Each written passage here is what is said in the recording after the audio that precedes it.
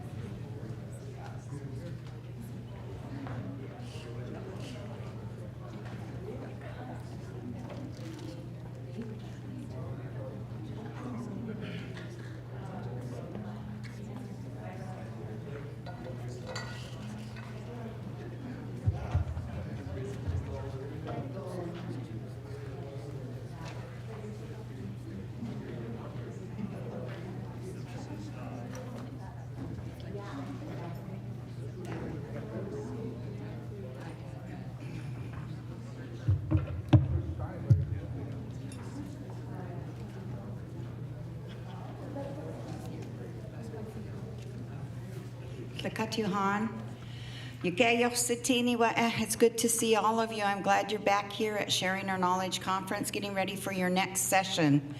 It's 4 o'clock right now, and we're looking to listen to Mr. Matthew Spellberg from Sheldon Jackson. He is going to be doing Deikeenaak'w, Sleep and Story, a discussion about one of the masterpieces of Tlingit oral literature, the Kaagwaantaan History, told by Deikeenaak'w as told to John Swanton in 1904 and collected in Swanton's Myths and Texts in 1909. Thoughts will be offered about the richness of the language, followed by an open-ended dialogue with the audience about the history at.óow and philosophy at play in this complex story. So at this moment, I would like to introduce you to Machek Matthew Spellberg, Dean of Sheldon Jackson College, Gunalchish, Outer Coast. So.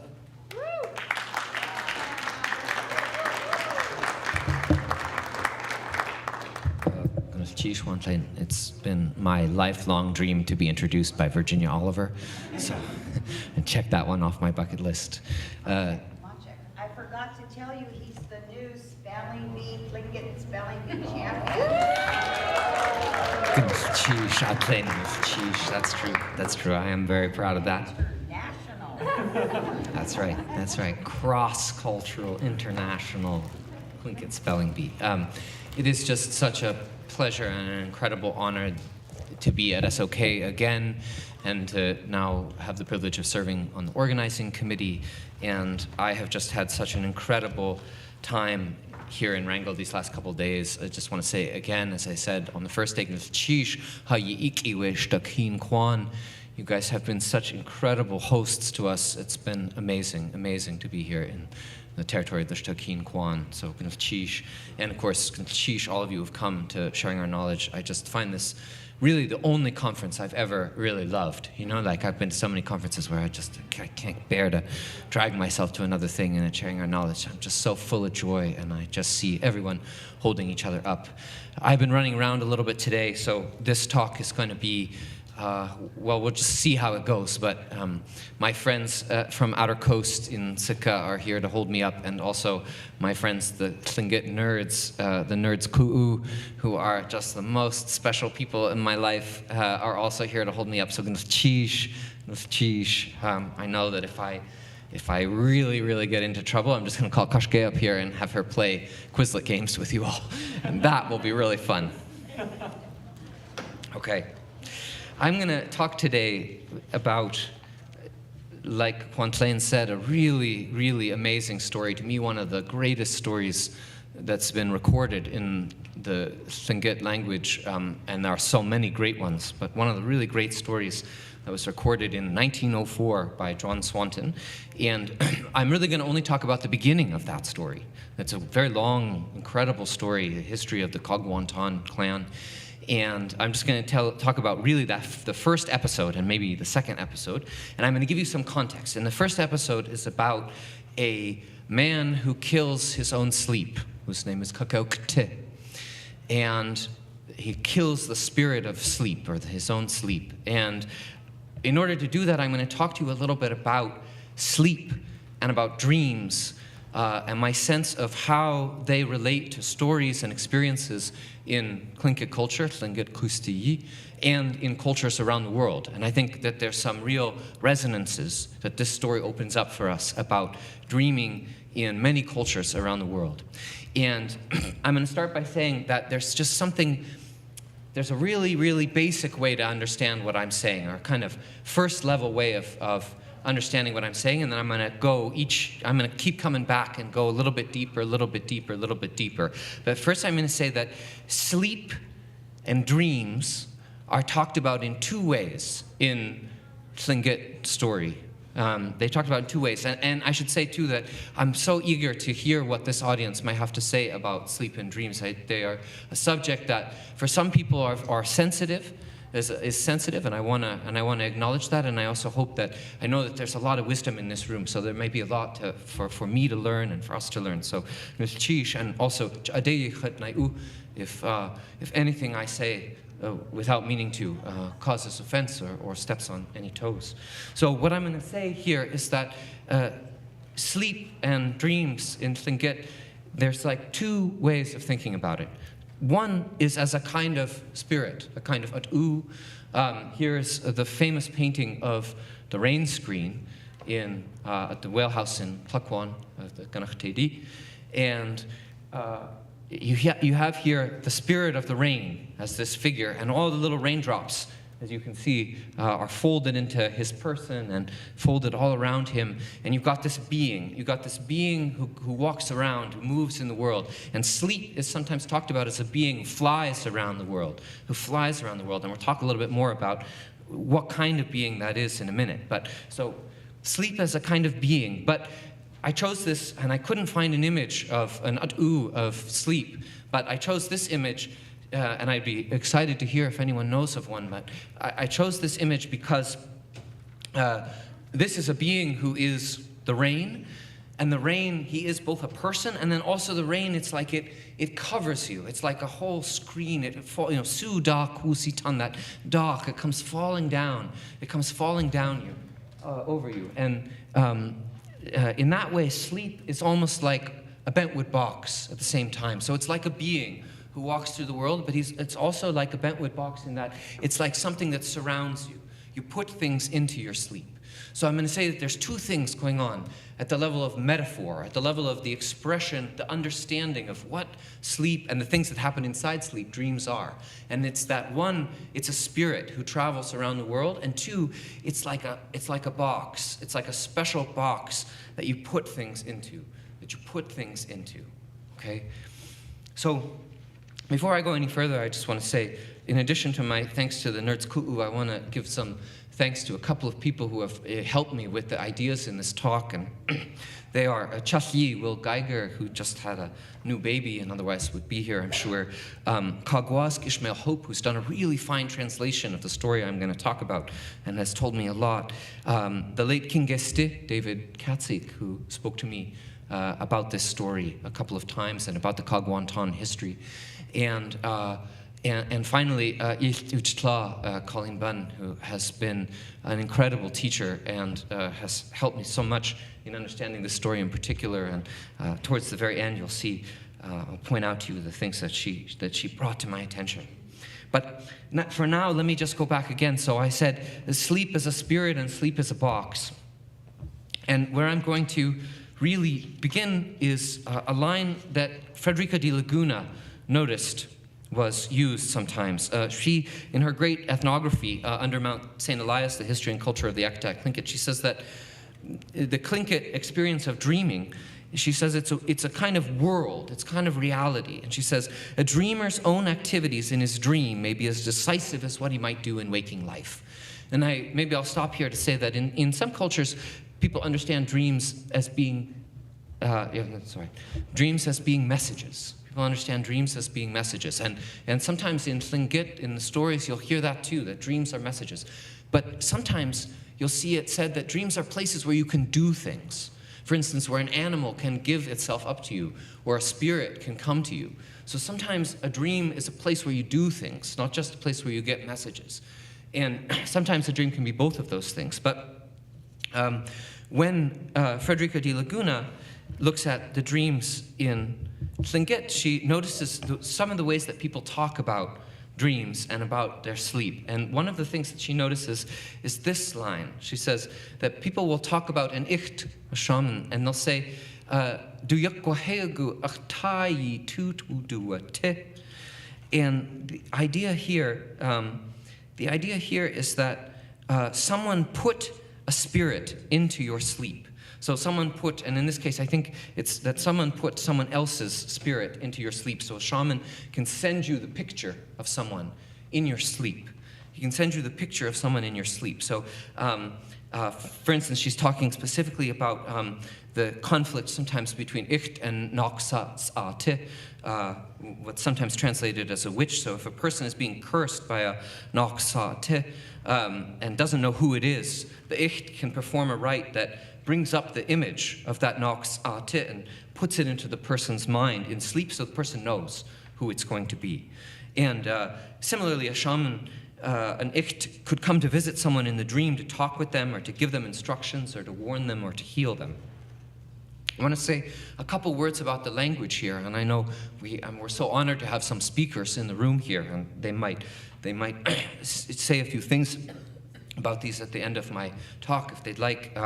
But this word yakwaheagu, du yakwaheagu, this is one of several souls in Tlingit cosmology, and one that, according to Sergei Kahn, can move freely out of the body, can live on after death, can visit people in dreams, can reincarnate into others. But it's not quite the same thing as your mind or your personality, which tend to be represented by this idea of du-tu, ka-tu. The late elder Cyril George, at.óow, as many of you may know, began some of his stories with "Chastakat yakwaheagu kutsiti." In everything there exists a yakwaheagu.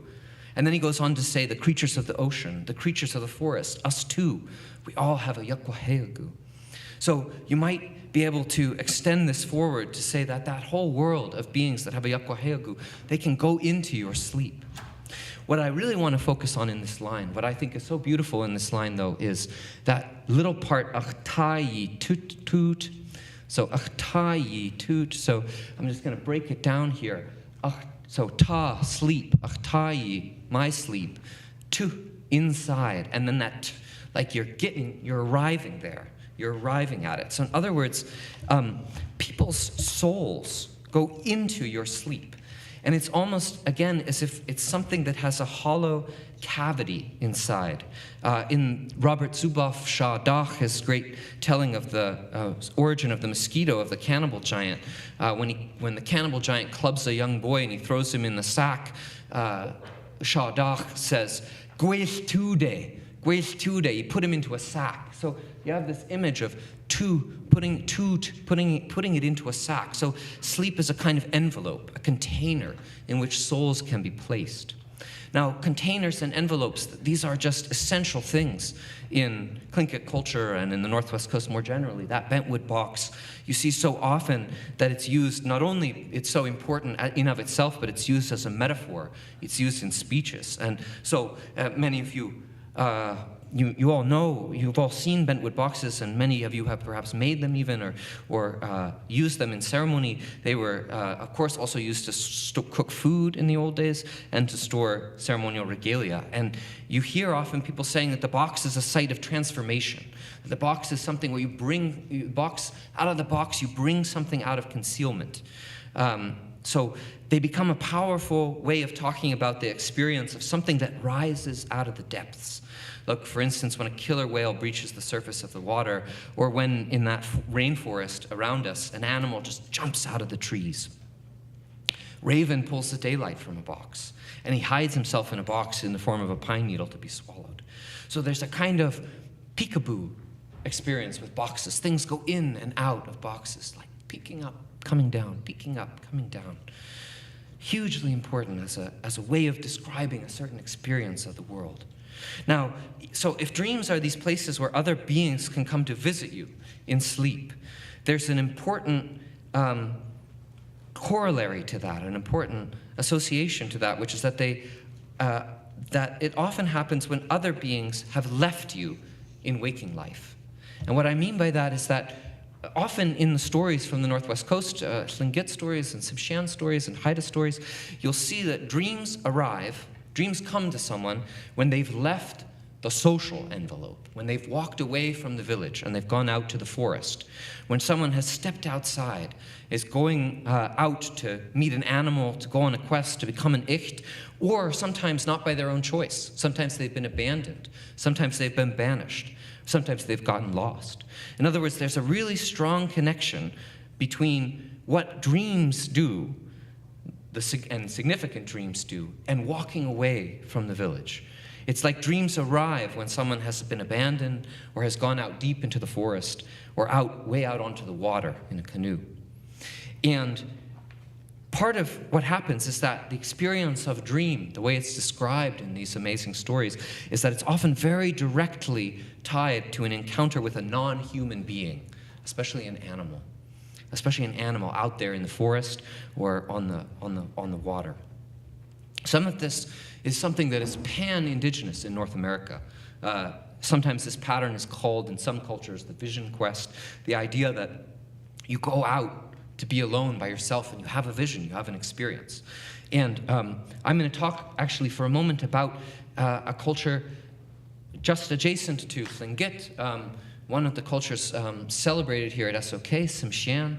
And I'm going to talk particularly about the story told by a man named Isaac Tens, who had been initiated as a Halite shaman, and he had told his story to a very great ethnographer who was himself half Tsimshian, William Bainan.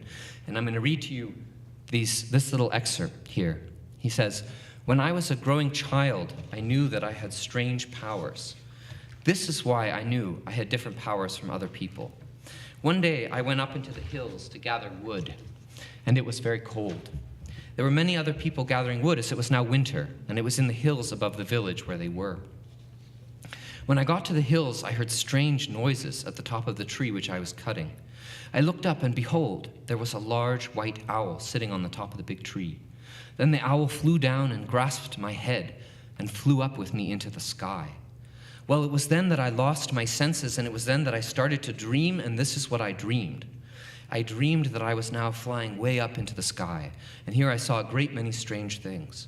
And I knew that it was the owl which was flying me up by grasping my head. Then I suddenly woke up. I came to my senses, and behold, I was lying on the snow with my face downward, and my face had sunk into the snow. I had been away now all day, and when I returned to the house of my father, I told him what had happened to me. So he said to me, 'The reason this has happened to you is that you will be a great shaman, Halite.' The story begins in a village, and it ends in a village. Isaac Tens already has a feeling when he's still in the village that something's going to happen to him. And then when he gets back at the end of the story, when he goes back home to his town, his father can give him an explanation of the dream, which is going to integrate what happened in the dream into his life.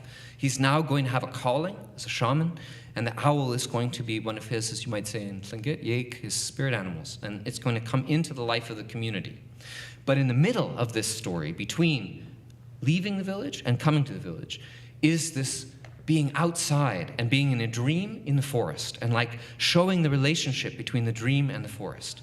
And so even before Isaac Tens has this dream, he meets this animal. What causes him to have the dream is that this owl comes flying out of nowhere, and he falls into unconsciousness. He's like knocked out.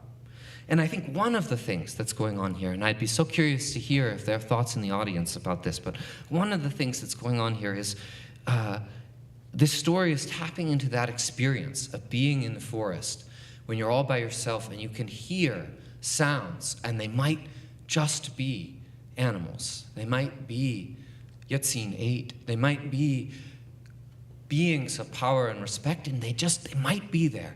And you're on the lookout. You're so aware. It's like your attention has been sharpened on a knife edge because you're out there in the forest and you can just feel that a living being could be nearby. And once that living being is there, well, that living being might be a friend. It might be an enemy. It might be a spirit that's going to help you. It might be a spirit that's going to hurt you. It might be a predator. It might be your own chance at a meal. It might be your chance to be fed.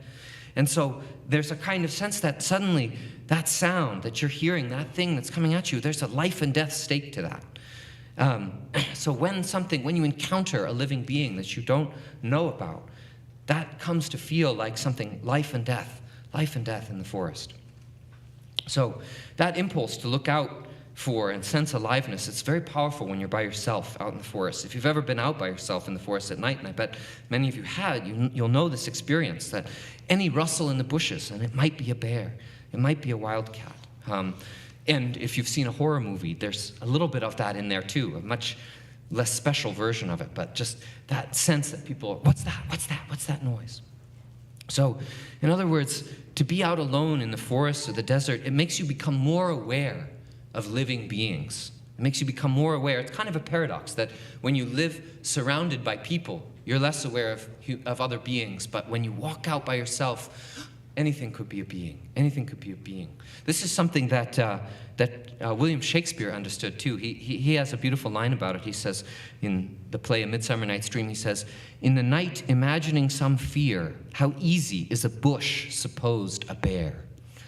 How easy is a bush supposed a bear? You never know when a bush might just turn into a bear. And there are psychologists who tell us about something that they call, there's a psychologist named Justin Barrett, he uses the term, it's not as nice as Shakespeare, but it kind of says the same thing, hypersensitive agent detection device. Yeah, like I said, not as nice as Shakespeare, not as nice as Tlingit, but here we go. Human beings, here's where we are. Human beings, he tells us, have evolved in such a way as to be very attentive to signs of living beings. It's better always to, when you hear a rustle in the bushes, to think there might be a lion there, rather than to just say, oh, it's just the wind, and then you just keep walking, and then, the lion comes in. Now, I want to suggest to you that this story that Isaac Tens tells, it proposes a deep connection between this idea, this like attention to living beings when you're in the forest, and dreaming. And that entering that state of encounter with another being can lead straight to sleep, can lead straight to this state of being in a dream. And that dreaming is especially important in the wilderness because being there makes that wake state and the dream state connect with each other. From your own experience of dreaming, you might have learned, this is something that I've experienced, and I'd be curious to hear if others have this experience, that you can have many different emotions in a dream. You can be aroused, you can be afraid, you can be frustrated, you can be angry, you can be sad, but you can't really be bored. You can't really be bored in your dream. I've just never heard someone say, now sometimes people say, telling a dream is very boring.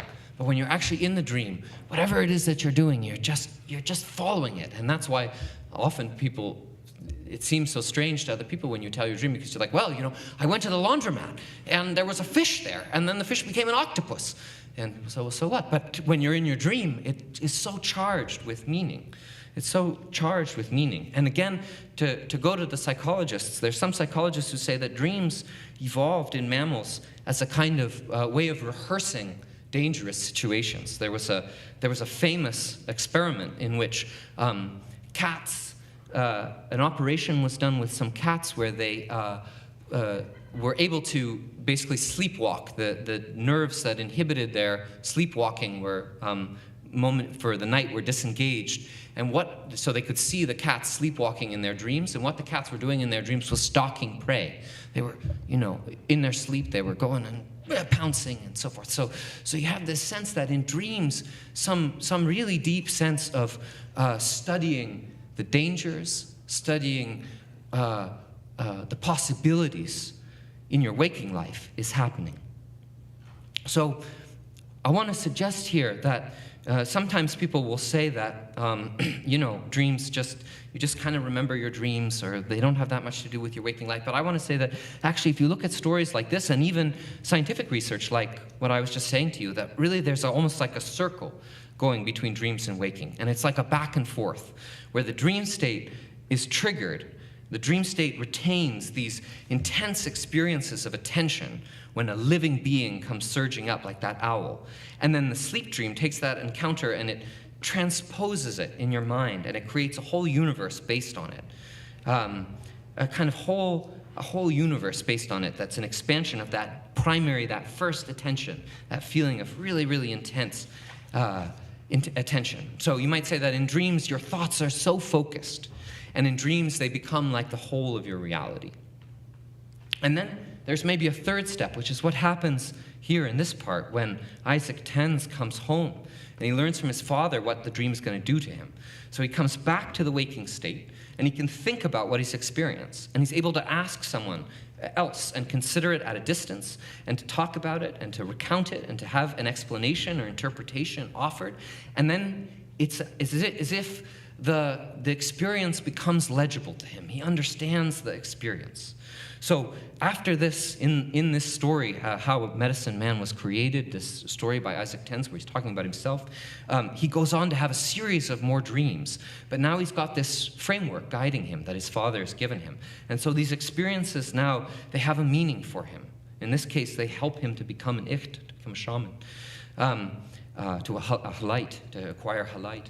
In Sibshan. And so there's a procedure. Once you have this really intense, lonely experience, you go back and you talk about it with your elders, and they help you give meaning to it. They help you give meaning to it. And they help you fit it into your life, so that otherwise it might be too dangerous. It might be too dangerous, but they can help you fit it into your life.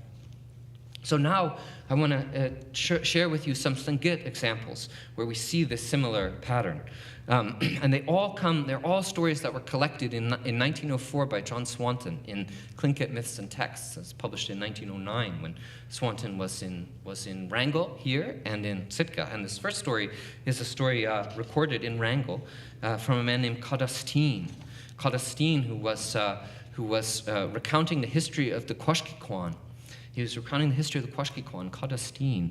And that's also an amazing, beautiful, beautiful story. But I'm going to just give you a little part of it. There's a long story that you can look at in Tlingit Myths and Texts. But here he says, one of these brothers slept too much. He's talking about these brothers of the Kwashkikwaan. One of these brothers slept too much and became lazy. In olden times, people went hunting with dogs. The 6 brothers went hunting and camped on a house near a mountain. Afterward, they went away from the youngest. One night, while he was sleeping, they went away from him hunting because he was lazy. They went away to find out what he could do. They camped away from him for 2 nights. Meanwhile, he slept very soundly. He dreamed that a man came to him and said, "I came to help you. Come down here by the salmon creek and vomit." Immediately, he went down to the creek and vomited 4 times. While he was vomiting, he vomited up a salmon bone. "This is what makes you lazy," he said to him. "This is what you are eating all the time. The salmon people's toilet sticks. This is what makes you lazy." The one that helped him was the being of the mountain, Shatwukwani. The mountain being said to him, "Come with me this evening." Immediately he went with him. When they got far up, the doors into the mountain were all opened. Then he went down with him inside. There were rooms inside of the mountain for all things. In the first there were grizzly bears, in the next black bears, in the next mountain sheep. All things were inside. Now, there's so much in this dream. First, there's this wonderful idea, this amazing idea that people see him as lazy and walk away from him. And this is something you see in stories often, that people think that someone is lazy. You see this in some stories of the Gonakadate. You see this in some stories of at.óow, that people say, "Oh, he's lazy." But that person who they think is lazy, they judge him too quickly. And actually, he's going to sleep. He's laying there because he's doing the very hard work of acquiring power. He's doing the very hard work of acquiring power. And you see this throughout the Na-Dene world, not just in Tlingit, but in many of the Dene languages. Like, for instance, in the stories of Catherine at.óow, some of you may know, a great Koyukon storyteller. You always know that someone is preparing to go on a medicine journey because she says he sleeps all the time. And that's all she says. That's how you know he's going to go on a medicine journey. But all she says is, he sleeps all the time. And in fact, what she means, Kaagwaantaan, what she means is that while he's sleeping, he's dreaming of the whole journey he's going to have in front of him. And then he's going to do it. He's going to do it in his waking life. But first, he's dreaming of the whole thing. But all she says is, someone was sleeping all the time.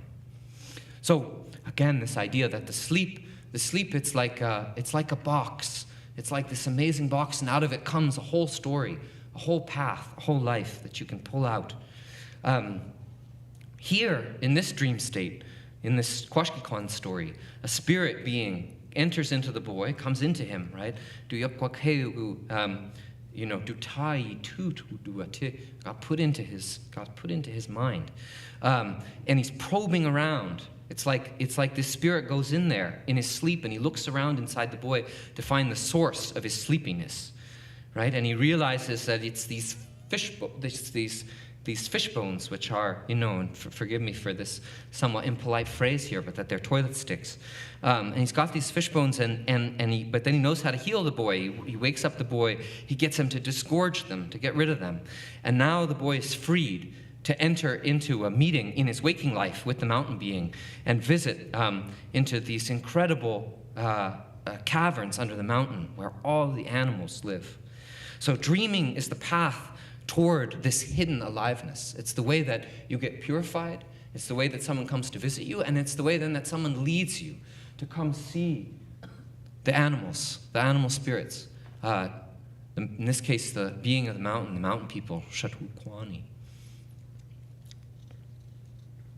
Now, I just want to point out here one thing that I've noticed in reading this story many times and working with the Tlingit orthography too, which those of you who have spent a little bit of time with that book, Swanton's Myths and Texts, it's a little bit hard to decipher sometimes. But my sense is that nowhere in this story does Kadasteen, or in this part of the story, does Kadasteen say that the boy wakes up. The boy slept, and then the toilet sticks, and then vomiting, and then going to the mountain. And it could be that all of this takes place in a dream, or it could be that some of it takes place in a dream, and then the boy wakes up. But the storyteller is almost saying that's not important, because once you're in this place, once you're in this dream state, it's like there's a bridge between waking life and sleep, that sleep can carry you. So you got this being who comes into you in your sleep, and then the sleep becomes like this avenue, or it becomes like a box that you can lift the things out of and travel into. And he doesn't even have to say whether he's woken up. It's not even important. So this story goes on in an amazing, amazing way. I really encourage you to read it. And there's a way in which many of the things that are experienced in it are powerful spiritual things that might have happened in a dream or might have happened in real life. And there's a kind of continuity between the two of them. For instance, in the very next one, the mountain being, he gives the boy a canoe, which has to be fed with animal meat in order to travel, and which is going to eat the boy and other humans if it's not given food. And so he's got to keep feeding this canoe, and then he finally gets back to his hometown, and the canoe turns into a rock. And he enters into the village looking as he always did. And it's almost as if finally when he comes back into the village, that's when he really wakes up.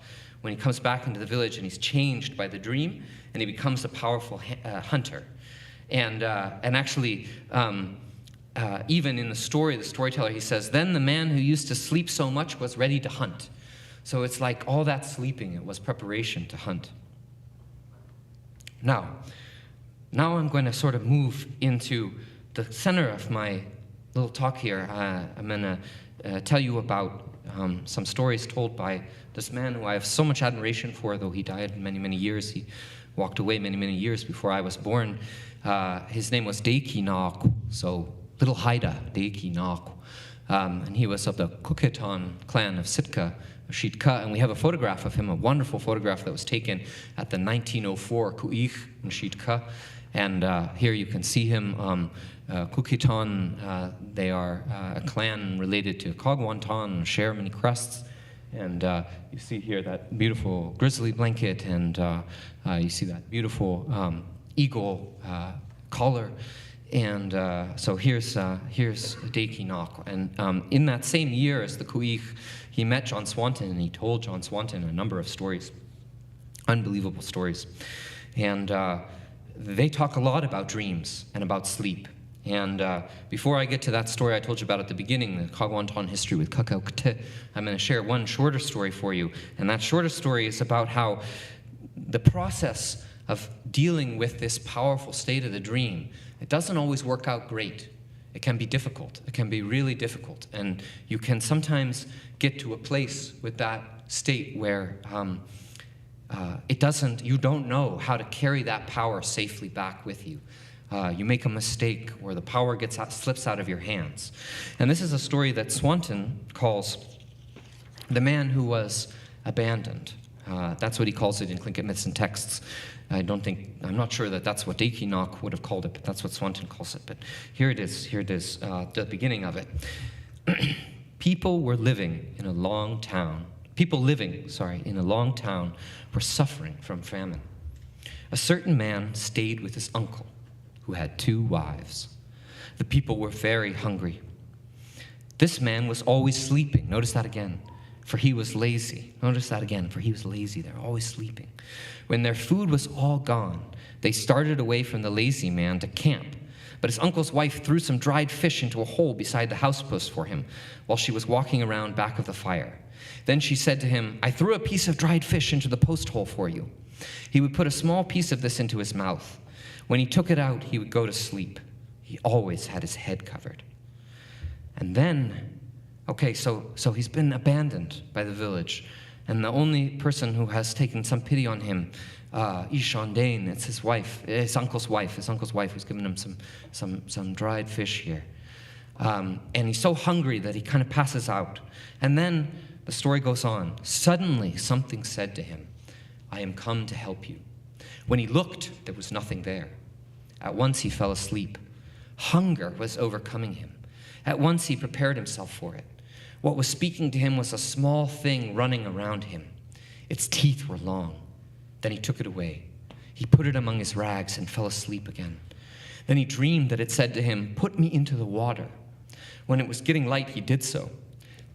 Where he threw it in, the water smoked. When day was beginning to dawn, he heard the cry of the raven below him. A halibut had drifted ashore there, and the thing that was helping him was at the halibut's heart. So much has happened in these lines. Like I said, it's again that image of laziness. That's wrong. And then this man being alone, abandoned, in this state of exhaustion, of hunger, and he keeps drifting into a feeble sleep. And then suddenly there's this living presence, this something. And I think this something is so important in the stories, in Tlingit stories, in stories from Tsimshian and Haida and many other places in the Northwest Coast, and perhaps farther afield from that too. Often when a powerful being like this first appears, they're just called something. Then something came. Something just appeared. And there's maybe 2 reasons. Maybe there's 2 reasons for this. One, when you're in an oral culture and you're telling stories and many people know those stories, maybe those people know who's going to be coming. They know that you don't need to say it. But a second reason, perhaps, maybe, is that this is almost like a way of recreating in language that experience of suddenly encountering a being in the forest, where you think, "What's that? What's that?" And you hear that, and it's coming out of concealment towards you, and you say, "It's something. Some being is there, but you don't know what it is yet. You just feel something is alive, but you don't know what it is." And you feel that aliveness. Now, this encounter with a being in this story, it knocks the man out, and he falls asleep again. And the phrase for this is this wonderful Tlingit idiom, at.óow. Sleep killed him, literally. at.óow. So now sleep is not just that box, that envelope. It's also a being. It's also this thing that comes and hits you on the head. And it's almost like it kills you. It strikes you down. And I think we're meant to understand that those next couple sentences after at.óow, when he's talking with this little being, as being inside the dream, that you prepare yourself for this being, it hits you over the head, or sleep hits you over the head, and then you can communicate with this being. And it's like it's crossed over and you jump into the rabbit hole. So sleep is both that envelope and also this being, this actor who just knocks you over the head. And in each case, whether it's an envelope or a being, it's something where you see the border between life and death. It's a place where this man is starving, and then he comes into contact with a being who's then going to save him, who's then going to give him food, this powerful, mysterious creature. But like I said, sometimes this goes wrong. So in this case, he makes a little box to protect this being, to keep it hidden. Again, that image of the box. You got to keep powerful beings inside a box. And bring it out only when you use it. And he kills with it all kinds of animals, seals and mountain goats and whales. And it's always the same thing, that the being sneaks out and grabs them, brings them to him, and they're hanging at their heart. They've taken the heart of the beings that he kills. And when he does that, the people in the village, they hear this and they see that he's got so much food and he's become so wealthy and prosperous, and so they come to him. They come to him now, and he becomes wealthy and prosperous, and they're sort of chastened that they abandoned him, and he becomes a big man. He keeps this hidden, so no one knows the source of his power. No one ever saw it because it was kept out of sight. That's what the storyteller says. It has to be in concealment, almost as if it's in the sleep. But then one time the man forgets to keep the animal hidden. And he says, one day a whale came along, moving up and down, and he let his helper go at it. In the morning, the big whale floated up below on the beach. When all were busy with the whale, he forgot his helper. It was hanging to the last piece. When they took up the whale, he forgot it. And because he forgot it, all of the people were destroyed. This is why people say to a lazy man even now, you'll be like the man that was abandoned. All the things that had been killed came to life. Some ran into the water and some into the woods. The people were completely destroyed. So in the story, if you don't handle this envelope of sleep right, keeping that being inside the box when it needs to be in the box, then everything that you've done in there is going to escape. It's going to escape and it's going to go rampaging through the world. And indeed, all the people get killed. All the people get killed. So it's risky. It's very risky. So now I'm going to come to this story that I keep promising you I'm going to tell you about and then keep delaying. But now I'm going to really tell you about it, this story of Kaagwaantaan that's at the beginning of this incredible Kaagwaantaan clan history. Now, Deikeenaak'w, he begins this story by talking about Kaagwaantaan, one of the ancestors of many of the wolf clans. He starts his story like this. This Kaagwaantaan, he was a great hunter and used to kill all kinds of things, but now he could get nothing. Then he stopped in a place named the Bay, this is Dry Bay, I believe, and dropped his anchor in the water beside the canoe. Immediately his steersman went sound asleep, and here it's that same language that I told you about before, his steersman. They were all killed off by sleep, and that that's how you do it in a plural. How a bunch of them get killed. He, however, did not sleep. Okay? He did not sleep. He was not sleeping. By and by, a small thing began flying around his face, and taking up his paddle, he knocked it down into the canoe, and it made a noise. Daylight found Kaagwaantaan still awake. He took up the bird he had killed and saw that its eyes were swollen up and hung down over its face. Blood was on both sides of his mouth. And then what he had hit was his own sleep, and I put the Tlingit here, and I've tried as best as I can to figure out Swanton's old orthography and do it in the modern orthography, but then he called to his steersman to awaken him. He did not hear him. Kaagwaantaan took up his spear and pushed his steersman with the end of it, and he did not answer. He went over to him and found him dead. Like the sleep bird Kaagwaantaan had hit, blood was coming out of his mouth. Then Kaagwaantaan went along sadly toward the town with the body.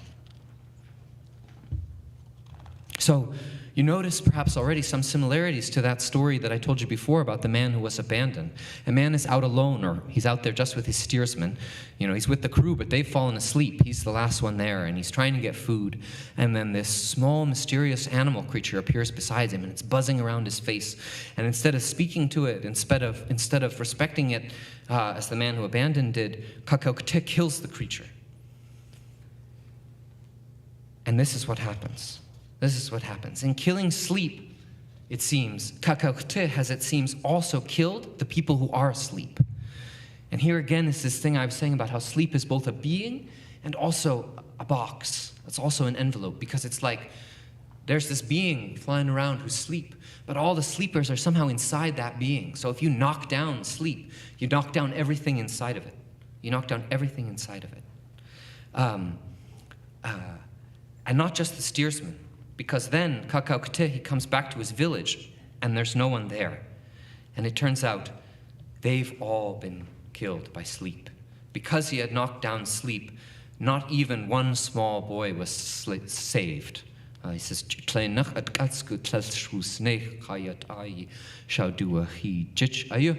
and many thanks to Zeus, who helped me figure out the last couple syllables in this line here, this because someone had struck down the spirit of sleep, not even a single child was saved. Now, Kaagwaantaan is in despair about this, and he leaves the village dressed in mourning finery. And Deikeenaak'w gives us one more line on this question of the relationship between sleep and death. It's "Awajak du yatai." He killed his sleep. And it's like a perfect flipping of that language in Tlingit, at.óow, right? So it's an inversion of the idiom. So he kills sleep. Instead of sleep killing him, he kills sleep. But then, as if in revenge, sleep then kills everyone. So there's something very, very complex going on at the level of the language here. at.óow, that's the expression for falling asleep. Sleep killed him. But now he kills sleep. But because he kills sleep, the metaphor becomes literalized, and sleep actually kills everyone. Now, Kaagwaantaan then goes upon an amazing journey to the interior, where he meets the Athabaskan people for the first time, the Gunana, and he notices that they don't have the same kind of traps that the Tlingit do to catch hooligan, and so he teaches them how to make those traps, and he marries the daughter of a chief, and he brings the Athabaskans back to the coast, and his own people don't recognize him, the Chukanedi. They don't recognize him, and they send him away because they think he's a Kushta. He's a Kushta Kwani. They think they're land daughter spirits. But the Kaagwaantaan clan, who are living just down the way, they see him, and they bring him in, and they bring in all the wealth that he brings from the interior, the furs.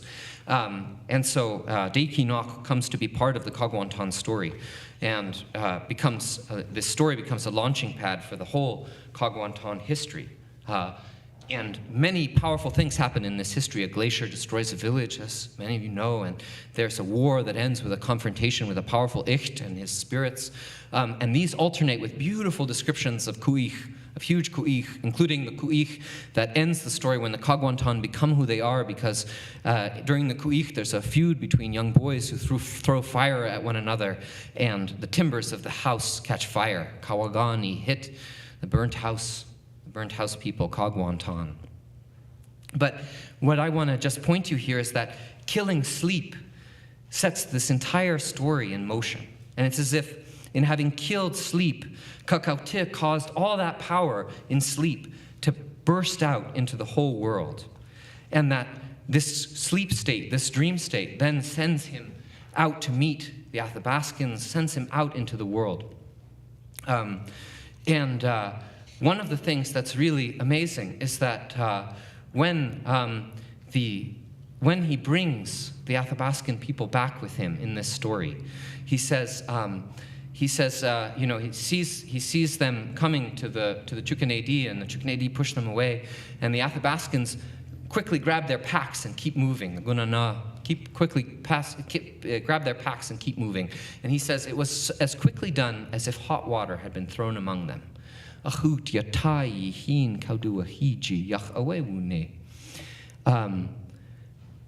And what's amazing about this, it's a little metaphor, right? That the Athabascans, they grabbed their packs so fast that it was like they'd been hit with boiling water.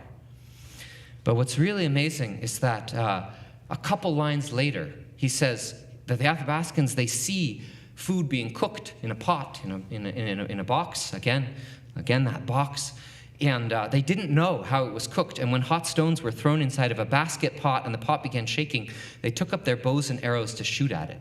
But the people said, it is something to be eaten after it was cooled. And that calms people down.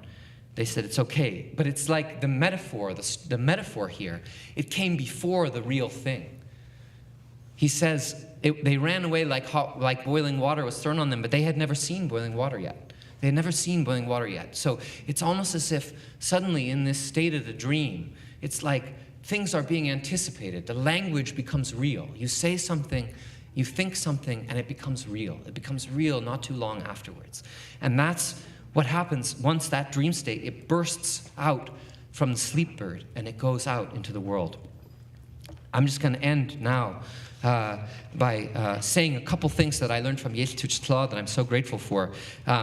Frederica de Laguna, at.óow tells me, reports that some people say that this spirit of sleep was a bird called the eastern nighthawk, or the common nighthawk. Cordalis minor in Latin, and Yanashguane in Tlingit. And it's an at.óow of the Tlingit and the at.óow, who are both raven clans of the Gunahuquan and Dry Bay, so connected to that history of the Athabascans coming down. And the eastern nighthawk is known for this loud cry that it makes, this piercing shriek, and it flies right at twilight. It flies right at twilight. And so you can see why this might be a sleep bird. But the sense here again is that once you enter that dream state, it allows you to have an attention to the world that then allows you to reach out and see things that you hadn't seen before, to enter into contact, in this case with the Deikeenaak'w, with the Athabascan people, to bring them back.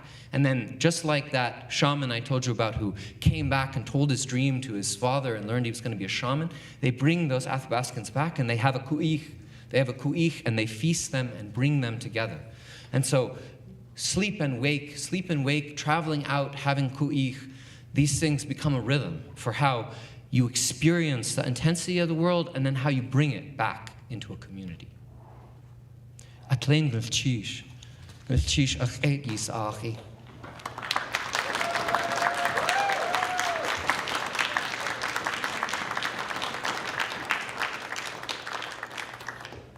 We have a little bit of time for questions or comments or thoughts. Once again, it seems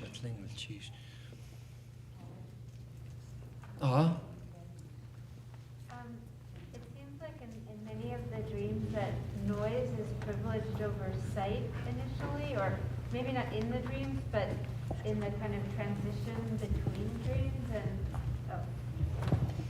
should I start? Did you hear what I said? I did, yeah. Okay. Maybe say it again just for the benefit. I'm just thinking about how sound seems to be privileged over sight, especially in the transitional moments between sleeping or waking and dreaming, and just wanting to hear your thoughts around these different senses and how they're working in these different sensory kinds of experiences or states. Yeah, that's a great question, Jocelyn. And I think, I think you're absolutely right that sound is so important in these dreams. And there's a couple things to say about that. One, in Western culture, there's often a real privileging of vision in many arenas, including in dreams, where even that word vision sometimes can mean the same thing as a dream. And we say that mostly dreams are what you see. That's not true in many of the world's cultures. For instance, there's a culture an indigenous culture in the Bay of Bengal, the Anji, so near India, who have dreams that are deeply based on smell. And the whole center of the dream is chasing smells at night and finding the smells both that your own body has left behind as you've been all around the island gathering food, and also the smells of the jackfruit as they're ripening and the smells of the animals. So different cultures develop and privilege different senses, and that, I think, really does change the way they dream. This is just purely speculation, so really, it might be totally off base, but I think, when you are up here, a lot of times you can't see that far. There's a lot of fog. Kudigwas, my Skunwan all know, it's foggy. Or you're deep in the forest and there's just branches everywhere. And so one of the ways that you're orienting yourself in the world is listening. You're listening. And so that, you see how maybe that might then translate to the importance of listening in dreams. And I think those of you who speak Tlingit here, you might know this word, Deikeenaak'w, this idea of all the things that surround, the actions that surround the body and the feelings that surround the body. I think, there's something like that sensing, that a fancy word might be proprioception in English, but that thing is, I think, really privileged in these Tlingit dreams. And same with this nighthawk, that's that shrieking that, where is it, where is it, where is it? And that the auditory sound is what then triggers these experiences. Sheesh.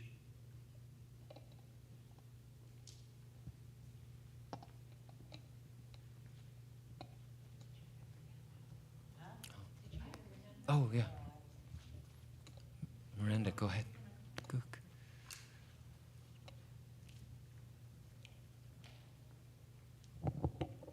Gonna teach for this. It's fascinating talk. And have you noticed if there's stories about dreams that happen like way later that were recorded? So De Laguna is recording it at a certain time, but then is there dreams that so if you're looking at somebody like Jung, who is looking at the psychology of dreams, and if that is related to what's going on around you, is there a shift in the dreams that are being recorded based on like the political circumstance or the land loss or colonization or anything like that? Have you seen anything like that? Yeah, that's such a great question, Miranda. I have seen some things like that, and I've been lucky enough to hear some people talk to me about their dreams in recent times, but it's not particularly my place to share those things. But in the written record, you see, starting from the beginning of colonization, you see dreams of colonization. You see Icht and shamans of other cultures who have dreamt of what's going to happen or dream of the situation. And one in particular I'm thinking of that was also collected by John Swanton, who I think there are many feelings about John Swanton, but my feeling is that he really knew how to listen. He really knew how to sit and listen.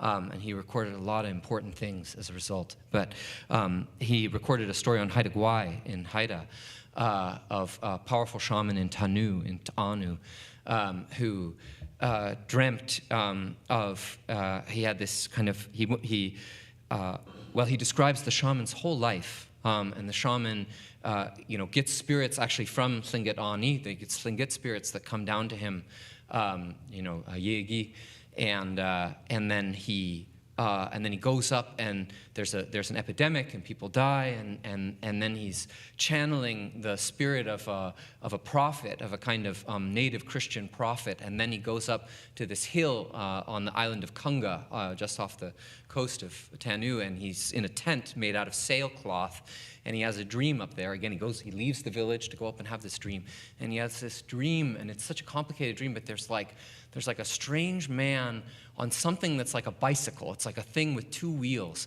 And the man puts the shaman into his pocket and takes him on this bicycle to a town, to a big town, maybe Victoria or something like, big city. And in that city, there's conflict between the Haidas and the Kaagwaantaan, and there's conflict and it's going badly. And then the shaman, the man, this mysterious man, he pulls out like a big gun and shoots it. And the gun spreads out and it sends out disease everywhere. And it's almost like the shaman is living the whole experience of colonialism through his shamanic journey. That he's inheriting these Yeg spirits, and then he's going through this experience of channeling Christianity and what happens there, and then then finally in this dream vision, he has the experience of being alienated in the towns and seeing the violence and seeing the disease and the loss. And so and I would say, I mean, it's something on a more sacred plane, but it's almost inspired by your amazing talk this morning, Miranda. The phrase that comes to mind to me is that it's like a piece of lifelong performance art that, and again, it's something sacred also, but in the sense that everything that he's doing and experiencing and performing is like showing and staging the present and the future all around him, in this kind of an incredible way. And so I think you see that. I think you see that in all kinds of different contexts. And I'll just throw in one last example that's again from this indigenous community in the Bay of Bengal, the Anjis, who have this smell dream culture that I was telling you about. There's something that happened there where people were moved onto this reservation by the Indian government and basically forced to work in this coconut oil plantation, and they left the forest camps. And they had to, they no longer could sleep in communal sleeping arrangements where they would do this kind of dream singing at night where they would talk to each other about what they were going to dream about. And the anthropologist who had worked with them, he came back after they'd been moved into these places, and he said, can you hunt in the forest anymore? And they said, no. And he said, why? Expecting them to say, well, because the forest is being cut down and we're forced on the plantation. And they said, it's because we can't dream anymore in the same way. And it's because of that we can't hunt in the forest, because the dreams helped us to find the smells. The dreams helped us to build this web that then caught the smells and trapped them and brought them back to us so that then we could come and find the jackfruit and find the animals. And because we don't have the structure to do it, we don't have the practice, we don't have this physical space to do it, our dreams no longer have this meaning. And so that's maybe, again, this thing about dreams are so powerful, but you always need also that coming back to the elders or that coming back to the community to build a structure for them, to build a home for them when you're awake. And only then, and maybe that's the thing that colonialism has really done to disrupt that cycle, is I think people are still dreaming, and they're dreaming just as powerfully as they always dreamt, but colonialism has jumped in the way of all the sort of homes for dreams in waking life.